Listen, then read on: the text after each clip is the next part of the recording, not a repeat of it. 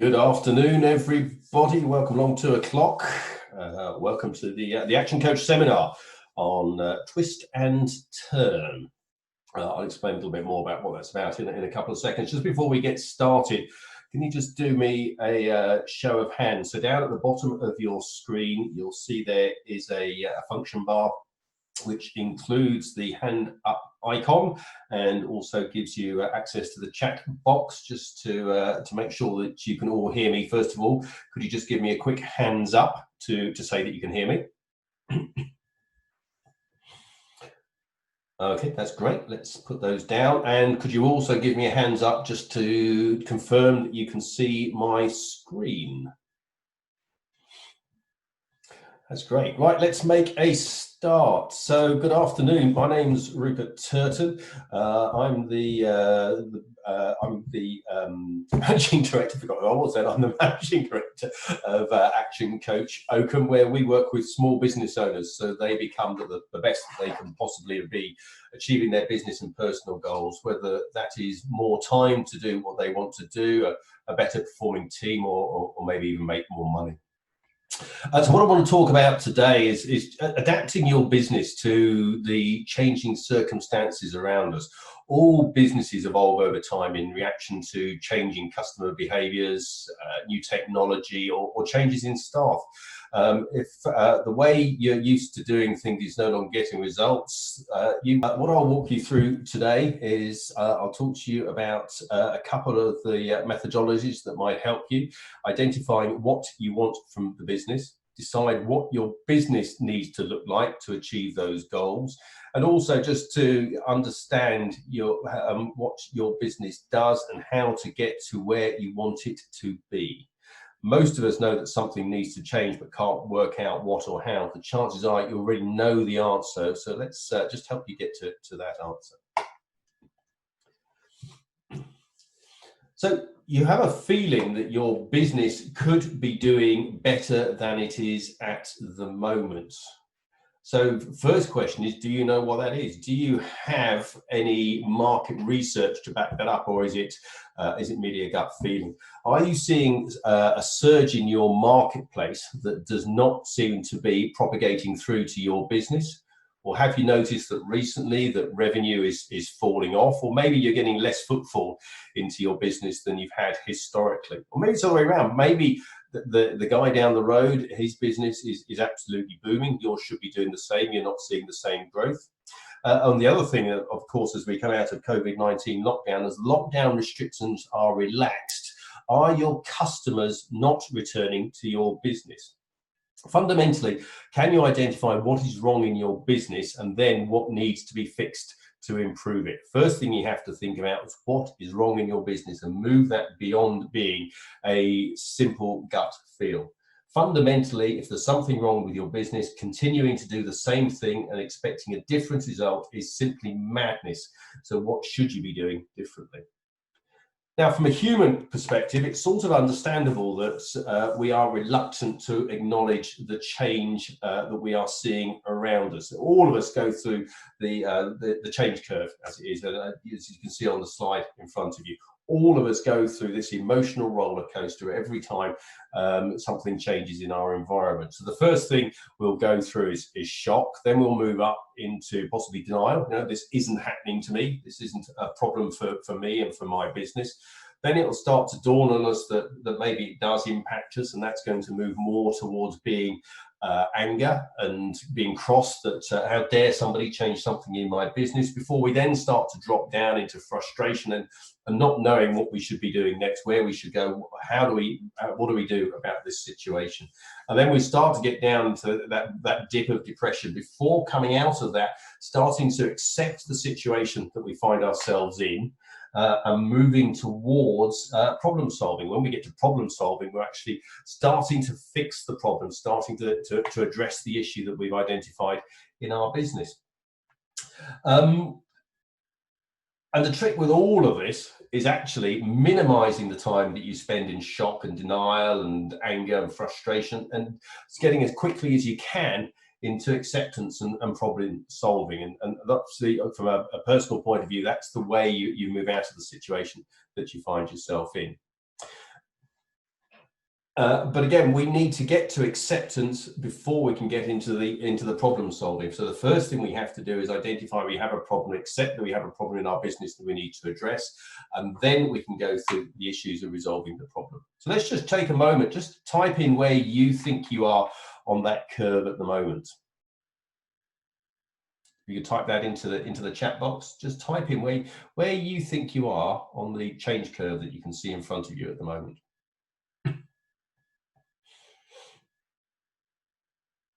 Yeah, acceptance, problem solving. Yeah, actually, yeah. So the majority of you, this is good news, actually, you're all in somewhere between acceptance, and the majority of you actually up in problem solving, which is a great position from your business. So let's just talk a little bit about how you know how your business is performing. So key performance indicators, that a phrase that may not be familiar to all of you. Fundamentally, these are the key metrics inside your business that tell you on a day-to-day, week-by-week basis how your business is performing, and give you indications of where things are working, or more importantly, of course, from this perspective, where things are not working as they want to. So the ones you have in front of you, these are the action codes. These are the standard key performance indicators that we get every one of our clients to report on. So the first thing that's of interest to any business is the number of customers coming into the business. That's a factor of the number of leads, number of people who contact your business on a day-to-day or week-to-week basis, times how efficient you are at converting them into clients. And obviously those numbers will vary depending on the type of business you're in. If you're running a bakery, I would expect that the majority of people who come into your shop are going to buy from you. If you're selling a service, I would think the number of people who actually decide to give their business to you is going to be reduced. It really depends on which business you're in. But the number of leads coming into your business times the conversion rate, your efficiency at converting them to customers, that overall gives you the number of customers coming into your business.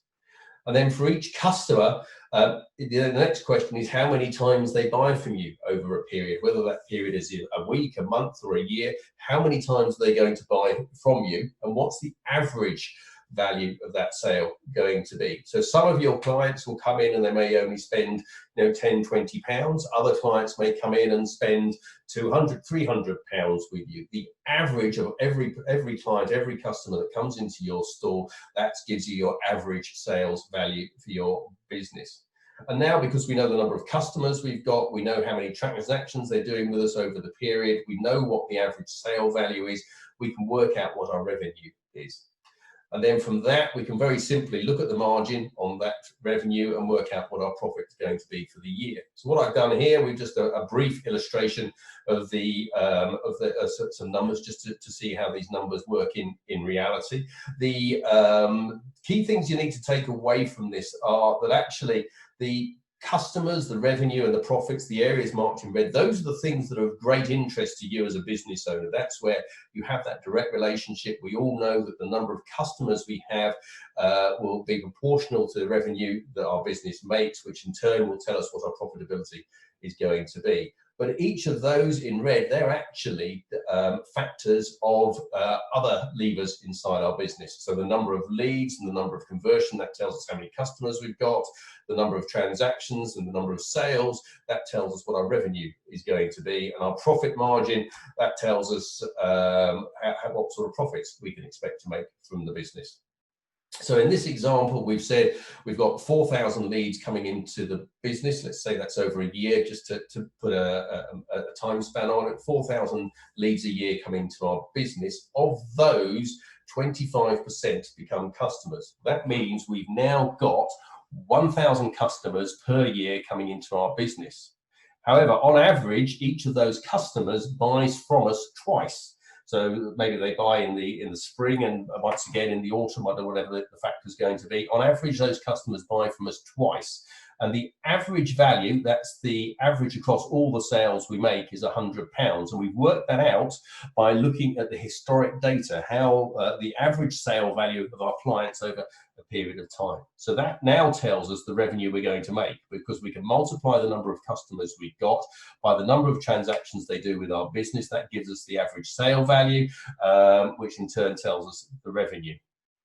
And because we know what our profit margin is going to be, because we know what our costs are, we know what our profit margin is, we know what our profit is going to be. So in this example, £200,000 worth of revenue gives us a £50,000 worth of profit. Now, the reason that we're so keen on these is the changes to any of these numbers can have an enormous impact on the success of our business. So let me just do a quick illustration for you. If we were to go through and increase the number of leads coming into our business just by 10%, very simple, maybe more advertising, more telesales activity, I think we can all agree pretty easy to get more leads coming into our business. Simple increase, which will take us from 4,000 leads a year to 4,400 leads a year coming into our business. And then let's see if we can also increase our conversion rate by a further 10%. That'll take us from 25% to 27.5%. Now, that is really probably just the factor of a little bit of additional sales training for our staff, teaching them how to have the sales conversation, teaching them about how to lead into conversion. It's very simple to, just to increase that by 10%. I really don't think many of us have had much trouble improving our conversion rate from 25 to 27.5% with just a little bit of effort. Now, the impact of both of those, the increase in number of customers by simply increasing the number of leads by 10% and the conversion rate by 10%, isn't 10%, it's not 20% either, it's a factor of the two. So by increasing the number of leads by 10%, increasing the conversion rate by 10%, will increase the number of customers we have coming in the business by just over 21% now coming into our business, because it's a cumulative effect across the two increases. And then if we start to apply the same logic to the number of transactions that a client comes to us for, so taking it from 2 to 2.2 transactions a year, and that might be as simple as a special offer. Actually, if you come in and buy from us once, we will give you a 10% discount on your next purchase, encourage people to come back into the business so we can increase the number of transactions from each customer. And again, this is an average, so some customers may only come into your business once, some may come in 5 times. What we're looking to do is that that increase to the average number of transactions a customer performs with us takes them to 2.2%. And also let's do the same to the average sales value. So in moving the average sales value, maybe, you know, this is classic McDonald's, isn't it? You go in to buy a burger. Would you like fries with that? Would you like a drink with that? Suddenly that burger that you went in to buy for £2.50, suddenly it's cost you £5, £6 for the burger, but increasing the average sales value to £110 in this instance. So again, in turn, that gives us the multiplier to give us the revenue increase. That's taken us our revenue up by simply multiplying the number of customers by the number of transactions by the number of sales, all with a 10% increase. That's taken our revenue now up from £200,000 per year to £292,000 per year. An enormous increase in the revenue that our business is taking. That's a 46% increase on the revenue just by making those small incremental changes to the way we run the business. And now let's apply the same logic to the profit margin, simply by getting control of the costs, looking where we're spending money, starting to reduce our costs. Let's look and see if we just increase our profit margin by that 10% as well. That will take us to 27.5%. That means our profit has now gone from £50,000 a year to £80,000 or £80,500 per year. And again, all by those little changes in the way the business is performing. That's a 62% increase in profit simply by those small changes inside the business. And that's why these key performance indicators are so crucial to us. When they go in the right direction and we can see the numbers improving, we know that the business is going up. Conversely, of course, when we start to see the numbers going the opposite way, a 10% decrease in the performance in the number of leads that are coming into the business, or the number of transactions that our clients are performing with us, is of course going to have the opposite effect and reduce the overall revenue and the overall profit for the business. So it's worth keeping a really close eye on them. And these are just the headline key performance indicators. You probably, in any business, you'll have a number of other performance indicators, very much specific on your particular business area, but designed to tell you as the business owner exactly what's happening in your business at any point in time. So with any business, we have the demise curve. This is businesses getting into trouble. So the first thing is the business owner, the business is in trouble, but the business owner is not aware that he's got a problem. The next phase, the business is in trouble, but the business owner is still in control of the business. He thinks he's got control of where the business is. He understands what's happening. He's identified that there's a problem. There's still now a potential to turn the business around and get it back on track, make sure the business survives.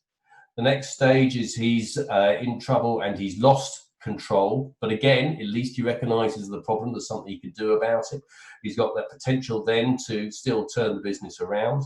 But if he doesn't get control back at that point, he's now lost the business. So the opportunity to save the business has gone away and he's down into liquidation. Demise curve, just understand that in any business, you need to be aware of how your business is performing and make sure your performance is performing to the best of its ability. Make sure you understand what's going on. Make sure you've got those indicators to tell you how your business is performing at any point in time. So you know you need to make change. You realise there's that resistance, that reluctance as a human being to change. You're far more comfortable in the way things are, even if they're not as you want them to be. Why would you want to take the risk of doing something different to improve the position? So Jim Rohn said this in his 7 Strategies for Wealth and Happiness. You must take personal responsibility. You cannot change the circumstances, the seasons, or the wind, but you can change yourself. That is something that you have charge of.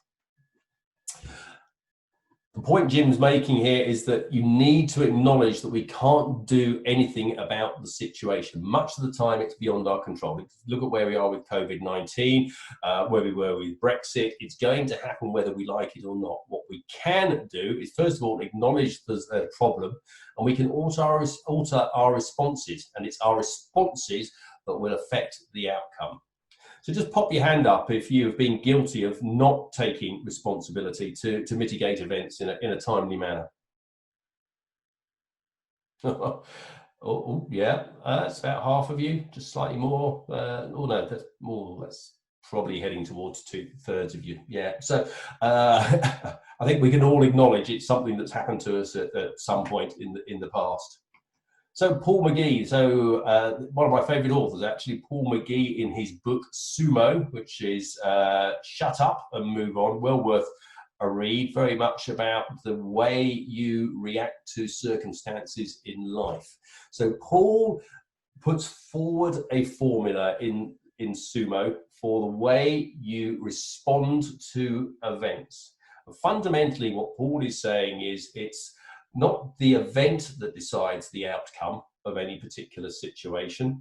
It's the way you react to that event that determines the outcome of a situation. So let me try and put a bit of illustration around that. So let's just take, for argument's sake, that you have been working on a pitch for a big contract for one of your customers. Everything's going really well. You've had a phone call from the customer saying that they love your presentation, they love your proposal, that you are probably the favorite to get the piece of work. So confident are you now in the chances you'll get the work that you've actually turned down other work because you know you are going to be so busy fulfilling this contract when the customer says yes. And then the phone call comes from the customer, not the response you're expecting. The customer comes back and says, I'm really sorry, but we've decided to go with somebody else. So at this point, you react. You absolutely blow a fuse. You tell the customer exactly what you think of him in a series of expletives. You tell him that you've turned down other work. You tell him that you probably ruined your business and that you're in, and it's absolutely unexcusable. And why haven't they given you the work? And the result of that is that you are probably never going to work for that client again. You've probably burnt all your bridges with that client. Let's just look at the alternative scenario though. So you've pitched for the big contract, you've put the proposal in, you've had the conversation with the client, he's told you you are the most likely candidate to be awarded the contract, You have been turning down other work because you're expecting it to take so much of your effort and time to deliver the contract, and then the fateful phone call comes from the client saying that you haven't got the contract; it's been awarded to somebody else. You take the news. And you don't react at all. You go for a nice long walk, you get yourself nice and calm, think about what you're going to do. You then go back to the office and you send an email to the client saying it's a real shame that you didn't get the contract, really upset, but thanks for letting you tender. Would they mind giving you some of their time to give you some feedback on your proposal so that next time you're bidding in similar circumstances, you'll understand what you did wrong this time, you can learn from your mistakes and get the better proposal? The client is almost definitely going to say yes. A couple of days later, you go into his office, you sit down, or Skype at the moment, as we're all, not Skype, Zoom at the moment, as we're all locked down. You go into his office to discuss the feedback. He tells you why you didn't get the work. He tells you what he liked about the work. The conversation naturally runs on to what your business does and things that may be of potential interest to the client. You go home, it's been a pleasant meeting, you've got some learnings from that. 2 days later, the customer phones and asks you to do some work that is even more lucrative than the original proposal. And it's because you maintain that positive relationship, you met with the customer, you took the opportunity to tell him more about your business, the way your business works. You've actually got more work from that customer than you were originally proposing for, and possibly more sustainable. My point is a really fictional story in many ways, but the point being, the event is a disaster. The client has said no to the work you've put in place. Not only have you lost the work for that particular deal, but you've turned down other work in the meantime. It's a big hit to your company not to be awarded the contract, but your reaction was calm and considered. And that determined an outcome that puts you in a position to continue your conversation with the customer and take advantage of the situation, and secondly, come out of it in a stronger position. So take a moment, just type in the chat box any examples you have of your reaction to a negative event leading to a good outcome. Let's just see what you guys want to pop in here.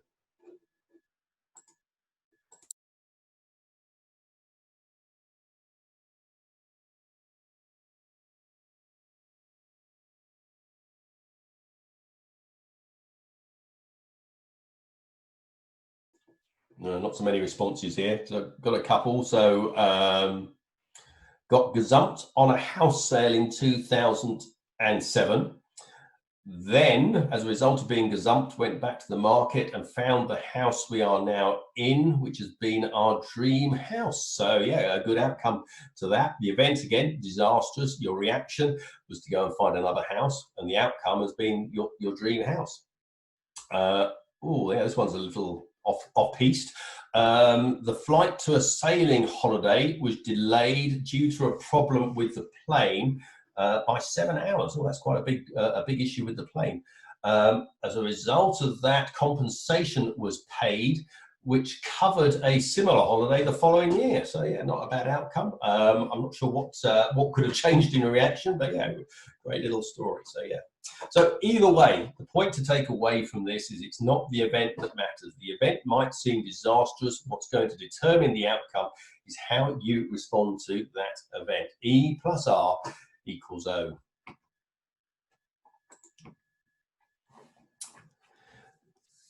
So businesses need to react to multiple events going on in and around our business. So the obvious one is changes in customers' behaviors. And we're going to see a lot of this in the next few months, as our customer base, our clients, just people in general, have got used to the new way of working, where they're working remotely.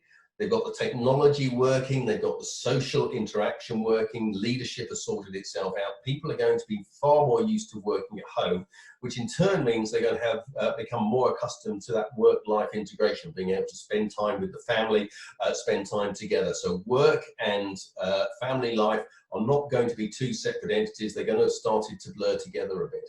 And I think we're also going to see changes in people's behavior around work as well. So I think we'll start to see a move to it becoming acceptable for people to stop work at 3:30 to go and collect the kids from school, bring them home, give them tea, and then restart work 6, 7 o'clock in the evening once the kids have gone to bed. So look for those changes in your customers' behavior. And also look for the changes in technology as well. So it's partly the change we're seeing at the moment about remote working is due to technology.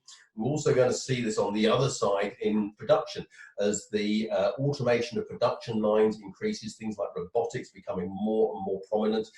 We're going to see new technologies coming into play, which again is going to have an impact on our business. And in particular, don't forget, with the rise of web shopping, I was watching a TV report last night on the reaction of the supermarkets to the COVID-19 crisis. They have increased their home delivery capacity by 2 to 3 times. And they are expecting that level of home shopping to increase, to stay where it is as we come out of COVID-19. So it's been the event has been COVID-19 and lockdown, leading them to increase the amount of home shopping they support. They're expecting the effects of that to run on into the future. And also, of course, over time, don't forget that our behaviours as business owners are going to change over time. When we set the business up 10 years ago, the way we thought about business, the way we wanted to behave is likely to change over that period of time. So we need to react to that change as well. And then on the other side of the equation, of course, our suppliers. It's not just the way our customers are behaving and their buying habits that are going to change. We also need to look at how our suppliers are behaving. So don't expect they're going to be unaffected by the COVID-19. Your customer base is going to change, so will your supply chain have changed as well. So you need to think about how changes in your suppliers' behavior is going to impact your business. And finally, of course, have a look at what the competition are doing. If your competition have changed the way they go to market, you need to change the way, you need to react to that and change the way you are marketing your business as well. So whether that's a change in their services, their product, the way they're marketing their business, increase in social media, maybe they've gone to more telesales, whatever that changes is, you need to monitor it and you need to be prepared to react to those changes in your competitive marketplace. So the first thing you need to think about as you go into making that change, have identified things have changed in your business, you still need to go back to what is your purpose? Why are you in business? What's your purpose for having the business in the first place? So think through what's your purpose, why you started the business, why the business exists. Secondly, what are your values as a business owner? Then think about your goals. Where do you want the business to go? Where do you need it to get to? Those goals on the way to achieving your purpose. So how do you put not just your financial goals, it's the evolution of your business, it's the embedding of your values into your business, each of which you need to mark off with goals. So you as a business have something to aim for. And then I'll talk about this in a few minutes' time, but think about what's that big goal? Where do you want your business to be in 5 or 10 years' time? What is that big, hairy, audacious goal for your business? And once you've worked all that out, write a description of what the envisioned future is for your business. Write down what you want your business to look like in 5 years' time, in 10 years' time, to a level that you can feel it, emotive, you can visualize it to give you something to aim for. Bring that emotion into where you want your business to be. So just a couple of quick questions for you. So we'll just do this as a quick show of hands. Hands up if you know the answer to all of those questions. Okay, let me put your hands down again. And hands up if you have written the answers to those questions down, or you simply know them in here. So hands up if you've written the answer to those questions down. Yes, even less of you. So yeah, I feel that makes the point. Something to go back to the office. When you finish this seminar today, start the process of thinking about what is your purpose and your values in your business. And let's talk a little bit now about how you're going to work out what those are. So let's start by talking about your purpose, the reason your company exists. So and get that down to one sentence that explains why. So Simon Sinek said, people don't buy what you do, they buy why you do it. And that was from his book, Start With Why. And he talks about the golden circle. So instead of me trying to explain that to you, let me just show you this short YouTube clip of Simon Sinek explaining the golden circle.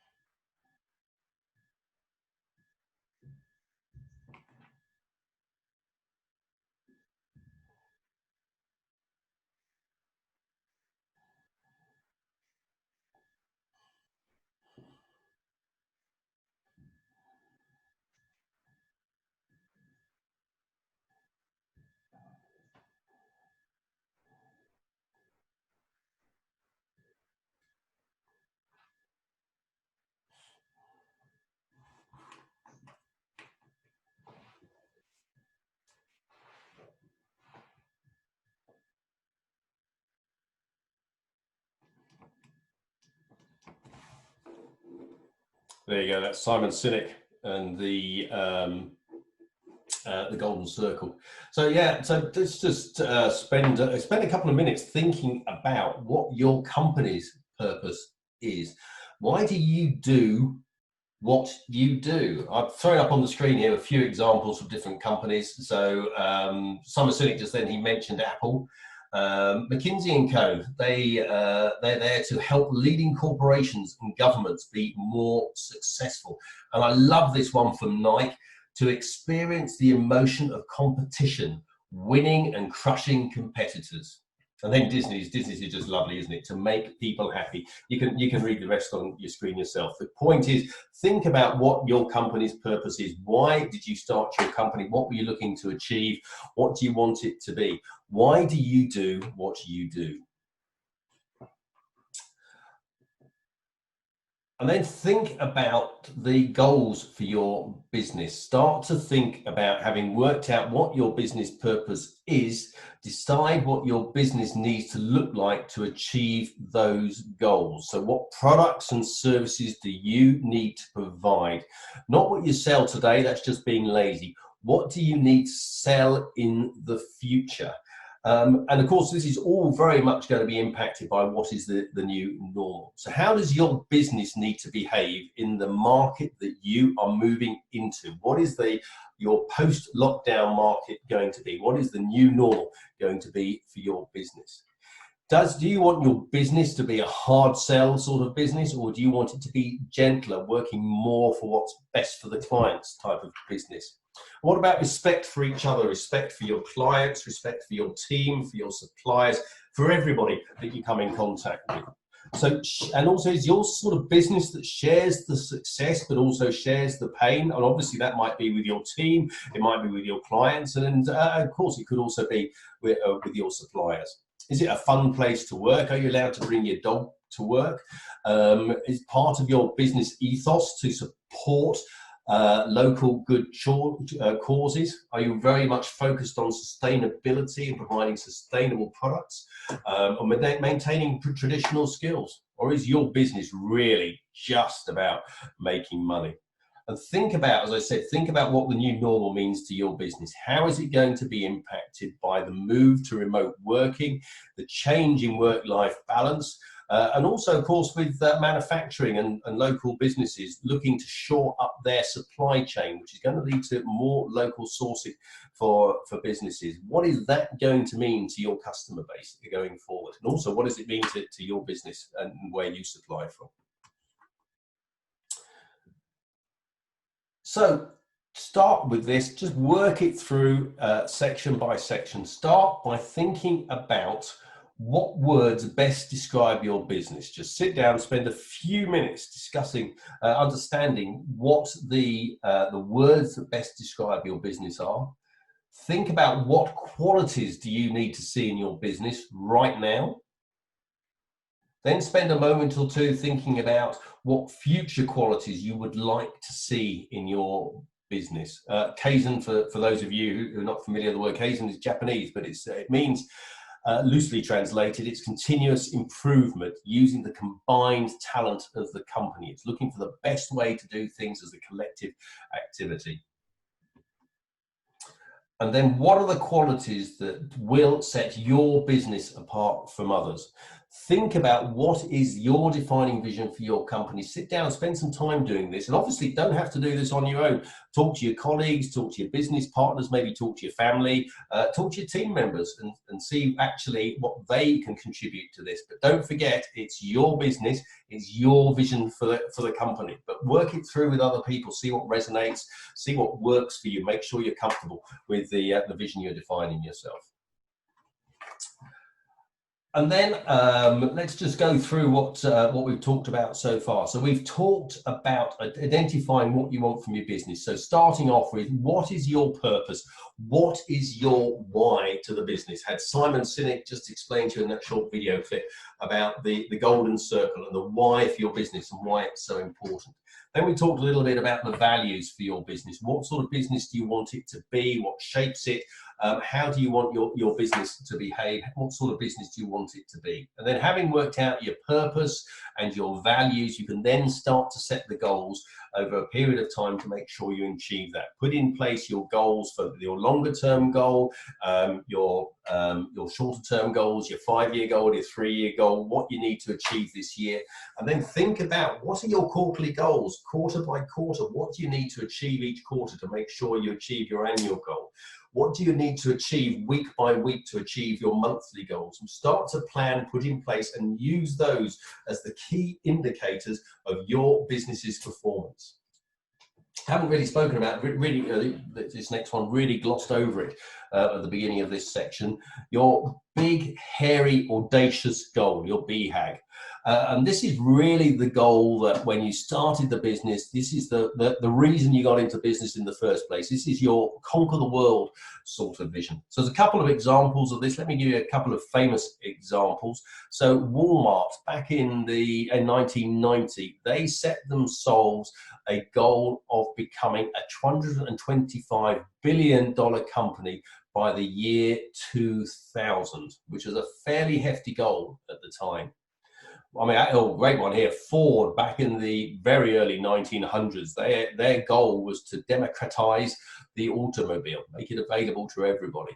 And actually, this one from Sony is really interesting. So this comes at a time, a long time. This is before I was born, so a really long time ago. This comes at a time when the Japanese reputation for manufacturing was really low. Back in the 1950s, Sony said they wanted to become the company most known for changing the worldwide poor quality image of Japanese products. And you've only got to look back and see what they achieved to realize how astoundingly they performed against that goal. And then there's other ways of setting your audacious goal. There's the common enemy, the David versus Goliath sort of scenario. So Nike in the 1960s, their goal was to crush Adidas, who are the dominant player in the sports market at that point in time. There's a lovely one here from Honda in the 1970s. Honda set the goal of, we will destroy Yamaha. And then the other one, role models, definitely for up and coming companies. So those of you who like your cycling will be very familiar with the Gyro brand. They set themselves the goal in 1986 of becoming the Nike of the cycling industry. If you're a cyclist, I think we can agree that they pretty much achieved that one. And slightly off the wall, but Stanford University in the 1940s, when their reputation really wasn't that good, they set themselves the goal of becoming the Harvard of the West America. So big, hairy, audacious goal. It's that, if you sat back and this is what I'd really like my business to be, this is what I want it to be, the one you almost dare dream about, that really is what you'd be setting yourself as your big, hairy, audacious goal. And then having got that, having set your purpose and your why and got your values sorted out and your goals and your audacious goals sorted, sit down, write it down as an envisioned future. The envisioned future is a description of what it will be like when you achieve that goal. It talks about what it feels like to a level that you can almost see it and you can touch it. It's very positive. It's what you want, not what you want to get rid of. It's the usual thing, your brain doesn't register not. So if you say, I do not want to be poor, all your brain will register is, I want to be poor. And if you set your goal as I want to be poor, that's probably what you're going to achieve. And it thinks about the end result, not how you will get there. It's talking about the end result. No detail in here. It's just where you want to get to. But above all, the envisioned future, it needs to be a vibrant, engaging, and specific goal for you personally and for your business. Oh, now the formula for change. This is a really powerful formula. It helps us understand what we need to do in order to promote change. So let me just talk you through this. The formula is, I'm afraid, action coach pseudo maths, but we'll start at the right-hand side. So the R is for resistance. That's your resistance to change. And to overcome that resistance to change, we have to have a few things in place. So first of all, we have to be dissatisfied with the situation we find ourselves in at the moment. So in this scenario, that is, our business is not performing as we'd like it to perform. It's getting to the point we are so disappointed with that position that we're getting to the point we want to do something about it. Dissatisfaction with where we are today. But that on its own is not enough. Not only have you got to be dissatisfied with where you are, you've also got to have a vision of where you want to be in the future, a clear vision of what the improved world is going to look like. So there you have it, dissatisfaction times your vision for the future. That needs to be greater than your resistance to change. That needs to be big enough to overcome your human resistance to changing the way you're behaving at the moment. However, there is one more step we need to add to that scenario, and that is the first step in making that change. So there's the formula for you. It's the dissatisfaction with where we are today. It's your vision of what the future could look like. But then in addition to that, it's the first step, overcoming that first step to actually get you rolling towards to a new future, overcoming that overall resistance to change. So ask yourself, if you have a view that your business could be performing better, but you can't overcome that resistance to change, is that because you don't have a clear vision of what your business could look like in the future? Just underlines how important having that clear vision as to where you're going is to your business. Let's just talk quickly as well about if you like, the phases of change as well. So I stole this from BNI, by the way, but think about, where do I want to be? When you set that big, hairy, audacious goal, first thing you're going to fear is fear. Actually, I just can't see anywhere I can get there. As human beings, we are programmed to not do anything that goes too far out of our comfort zone. Anything disrupts the status quo. And part of that's an evolutionary thing as well. Because even from an evolutionary point of view, we had to fit in with the tribe. We had to fit in with the pack. And anything that would make us look like an outsider immediately endangered our survival as part of the tribe. And if we got thrown out of the tribe, it was almost a definite death sentence. So we had to make sure we always fitted in with the tribe. So as soon as we say something that we think is not normal, it is beyond what other people we expect, we immediately go into that fear zone. Over a period of time, we start to work out how we are going to achieve our goal. I always compare it to standing at the bottom of the cliff, wondering how you're going to climb to the top. When you first look up the cliff, it's terrifying. You've got 100 feet's worth of cliff to climb. You just cannot see how you're going to get to the top.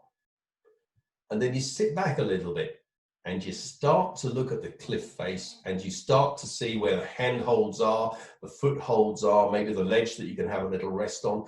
You start to work out how you're going to get from where you are today to how you're going to get to the top. You also start to work out what you have to do on the way up to move between the different handholds and the different footholds. You start to work it out. You start to learn the way you're going to climb that cliff. Exactly the same when we're talking about making any change in what we do. We need to define what we're going to do. Initially, there's going to be fear, and this goes back to the change curve we talked about earlier. Then we'll start to work out what we need to do and learn the skills that we need to move forward. And that then opens us up to the growth zone. The growth is where we can make the changes to ourselves and to our lives to develop our company, to develop ourselves, and to achieve what we need to do. Just the second one, action coach pseudo maths again. Let's just be, do, have. Let's start on the right hand side with have. Have is all the new things that we want to have in life. It's what we want to achieve. It's where we want to be. It's the do is the things that we then need to do to allow us to get to those achievements. And the be, that's the way we have to behave to get there. So the have is maybe you want to have £1 million business, or you want to buy that new house, make enough profit to buy the new house, or enough profit to take your family to Disneyland or do that round the world cruise. What do you have to do? What actions do you have to take inside your business to get you to a position that you have those things? And in turn, What does that mean you may have to do in terms of things you have to learn? You have to do them. So what sort of person do you have to be to do those things to allow you to have what you want to have in the future? And so part of that, you might have to change your personality. You might have to educate yourself to be a better business owner. You might have to read more business books, watch more educational business videos, get yourself a coach. That would be ideal. All of those things, those are the things to become the person you need to be. What are the actions you have to complete to get to what you want to have? The business plan needs to cover the do and the have. It needs to get your mindset in the right place for those changes. Talk about what you need to do inside of the business, what you need to be to get yourself. Set your sights on what that business needs to be. Maybe set yourself up a dream board as well. A dream board is just a series of pictures in a prominent position of the things that you want to achieve. It just helps to keep your mind focused on what you want your business to be, where you're trying to take it, and help you to succeed in reaching those goals. Now, I'm not sure, actually, let's just do a quick show of hands. Let me put the hands down again. So who knows what the reticular activating system is?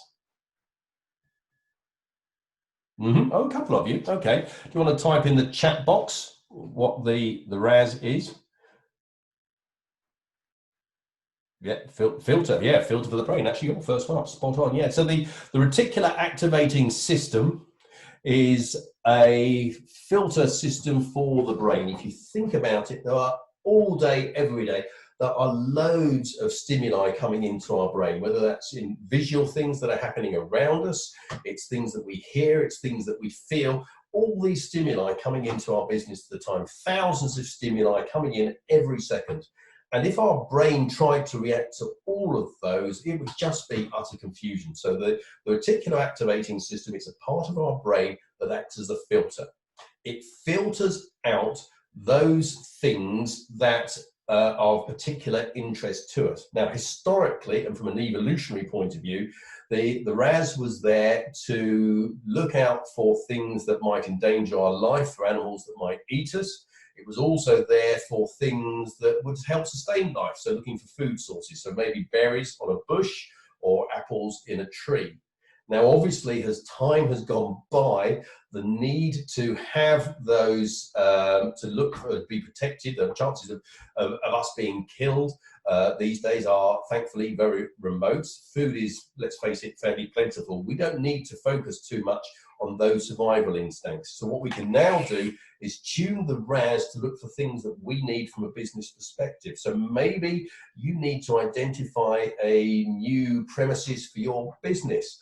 Your brain will be naturally looking for it, even when you're not thinking about it. You might walking down the high street and notice an empty unit, which actually would be just perfect for your business. It's what tunes your brain. It's the reason that if you decided to go out and buy a red Maserati, I'm not sure they do Maseratis in red actually, but you went out to go out and buy a red Maserati thinking it was a unique car, all of a sudden you would see red Maseratis everywhere because you would subconsciously be looking for that car. You wanted to know that A, you were acceptable, you were getting a car that people would want, but it was suitably unique. So your brain would naturally tune into looking for it.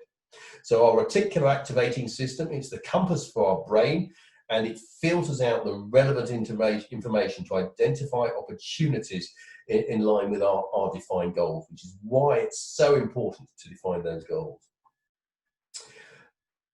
I've already talked about this inadvertently, so my apologies. As I said, it's there historically to stop us being eaten, to stop us being killed, and to help us find and recognize food. But now we have it. It allows us to identify the things we're doing. It can help us to fulfill our vision. It looks at ways that we can get to our mission. It helps us look for goals and what success looks like along the way. And it drives culture as well. What types of people do we want to spend time with? But what we're doing by setting our vision, setting our mission, working out what our purpose is in the business, is we're setting our RAS to look for what we need to achieve for those goals. So it's, if you like, it's a historical function of the brain, which has a very practical application in the modern world. Let's just talk a little bit about your vision quickly in the last couple of minutes as well. So your company vision must be something that's almost unattainable. This goes back to your big, hairy, audacious goal. It's got to be a long-range goal, something for 10 years' time. And it needs to be an almost idealistic view of what the result, the ultimate result could be. And we're talking big picture stuff here. Don't get wedded into the detail. It's those big pictures. You know, it's $1 billion company. It's the leader in the technology field. It's a really common option, by the way, to set a vision of being the best in your industry or in your region or even the world. But that's not really a particularly good vision. You need something that differentiates you in your market, makes you stand out from the competition. So a great example, historically, the simple LP. So when I was growing up, the long playing vinyl record was the staple for purchasing any music. And let's face it, it was a fairly lucrative business, the music business at that time. That then got superseded by the iPod. So all of a sudden, what would have been a complete rack of LPs, possibly a whole room full of LPs, could suddenly fit onto a device that fitted into my pocket. That's pretty much utopia. I think things couldn't get any better than that. But the vision back with the LP was actually not to carry the music around in the iPod, excuse me, but to actually be able to get any music you wanted on demand. That takes you up to Spotify. And think of that migration, visualizing any music you want anywhere in the world on demand, when we were working in an environment where music had to be delivered to you on a vinyl disc. Excuse me. So ask yourself, does your vision enroll and inspire others? This is the how from the golden circle. It's the rules of how you're going to do business. Most companies only have 3 to 5 items on their success for companies. It's what though drives them in making their decisions. So it needs to be clearly described so you know the behaviors that demonstrate and the values that are being lived. It needs to be consistently acted on. And it's vital that you can do this when you recruit people to join your team, being able to describe your company's vision in 3 to 5 bullet points gives people a really good idea of whether yours is the sort of organization you want to join. And naturally, it's going to attract the right sort of employees to your business. So we've covered a lot of stuff today. I'm afraid we've run out of time, so normally I'd ask you to pop your questions into the chat box and we can address them. As I can't, I'll give you my contact details in a moment. Feel free to email any questions you have to me, and I'll try and answer them for you in the next couple of hours. But to achieve results in your business, first thing you've got to do, have a dream, work out where you want your business to be, what you want it to look like. Then put in place the goals that allow you to achieve that dream. So what do you need to do in the next year, in the next 3 years, in the next 5 years, the next 10 years to achieve that dream, that personal dream, and what it means to your business? Then what do you have to do as a business owner? What skills do you have to learn? What do you have to learn to do to allow you to start achieving those goals? And of course, then put a plan in place as to how you're going to achieve those goals. And then finally, of course, having got all that in place, having got the plan in place, the next thing you have to do is to take action. And that's what gets results for your business. I hope that's been a useful session to you today. Sorry, slightly overrunning. If it has been useful to you, please, could you leave a review? Could you please leave a review for us or follow us on Twitter or Facebook.